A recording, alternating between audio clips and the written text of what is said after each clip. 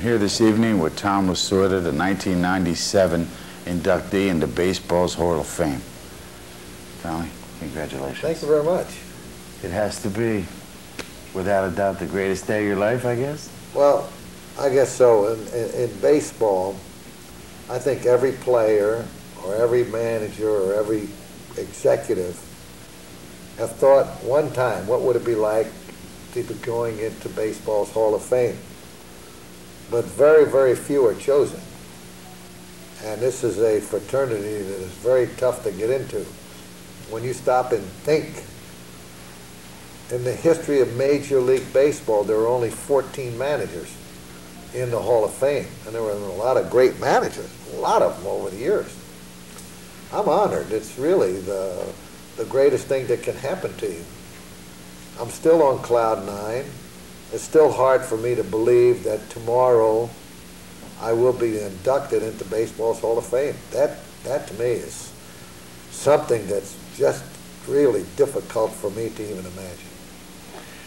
Over the years, we talked a little before about some of the dreams and stuff that you had when you were young growing up. Did you ever dream about being in the Hall of Fame? No, I would hope to, but never dreamt about being in the Hall of Fame. I used to dream about being in the major leagues as a player. That I did dream about. And the dreams become realities, and hopes and prayers are answered. But this is the greatest thing that could ever happen to me. You know, when you said any ball player who wants to be a major league ball player gets into major leagues, from the very first day he says he wants to be in the Hall of Fame, he made the Hall of Fame.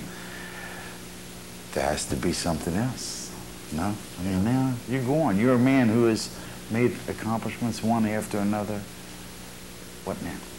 Well, you know, I've had a great, great time in this game. I loved every minute of it. I have been able to achieve World Series victories, All-Star victories, Manager of the Year. I've managed 9 rookies of the year, 9 National League Rookies of the Year. I have managed Cy Young Award winners, MVPs. But all of those things, they come and then they go. But the Hall of Fame is for eternity. It'll be there forever and ever and ever and ever. All right, that's phenomenal. When you talk about managing some of these young players, and I know you pour your heart out to these young players as they came up, what would you say was the most difficult part of managing them? Well, the most difficult part of managing was trying to make everybody happy, trying to make everybody enjoy what they were doing, trying to make everybody feel like they were an important part of the team. There's 25 guys. Each of those fellas have to feel that they are a very important part of the ball club. No matter what their responsibilities and their duties are, my job is to make them, number one, believe in themselves, get them to play the game for the name on the front of their shirt and not the name on the back of their shirt. If 25 guys, a manager, a coaching staff, and an organization all get on one end of a rope and pull together, you can pull the rest of the clubs with you. But if half get on one end, and the other half get on the other end of the rope, you can pull all day long, and all you're doing is pulling against yourselves. So I'm very, very proud of the players who have played for me in 20 years that I managed the Dodgers. I know when I got this job, a guy interviewed me. He said, "You're replacing a man that's been there for 23 years. He said, "Do you hope to match that record?" I looked at him, I said, "Buddy, all I want to do is live 23 more years."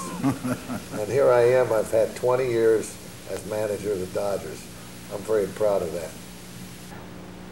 I don't want to take much more of your time. I know how busy you are, but I have a lot of young people that watch my show.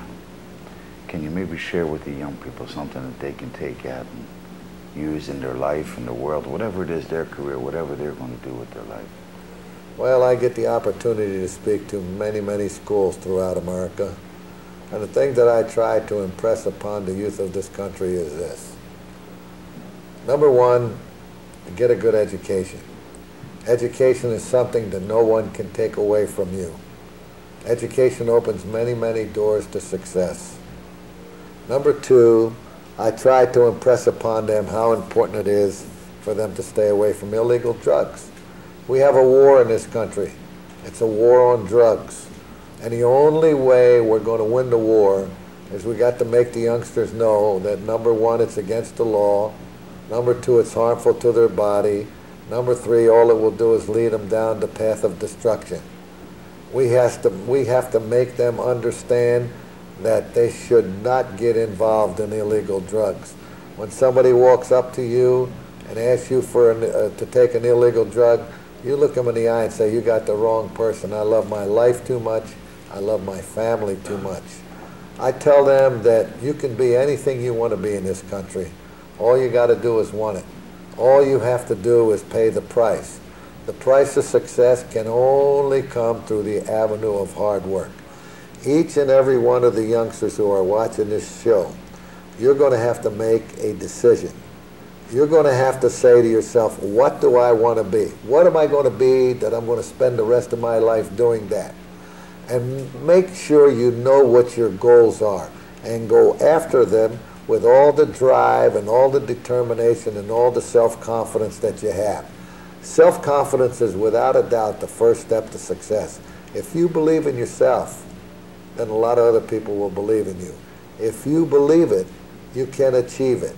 So do everything in your power to make your parents proud of you. Do everything in your power to lead a good, constructive life. Be and do something constructive in life. Be a great citizen and do everything you can in your power to live a good and healthy life. That's what I would say to the youngsters. Because you look, I was the third string pitcher on the Norristown, Pennsylvania high school baseball team, and I went on to become a pitcher for the Brooklyn Dodgers, Kansas City Athletics. If I could make it as a third string pitcher, anybody can make it. All you have to do is want it. You got to pay the price, and you're going to ask yourself, how much of a price am I willing to pay? I want to thank you for taking the time to be with us and a special time for you. And I tell you, I can't think of anybody who deserves it more. And I can understand why the people of America and the people of baseball love you so much. And the way the children, every time I see the young people around you, the way they flock to you. It's just thank you very much. A pleasure to really be around you. Thank you. If you're out there watching, young fellas, young girls, I want you to know it can happen to you like it happened to Tommy, an American dream. Good night. Be safe. God bless you.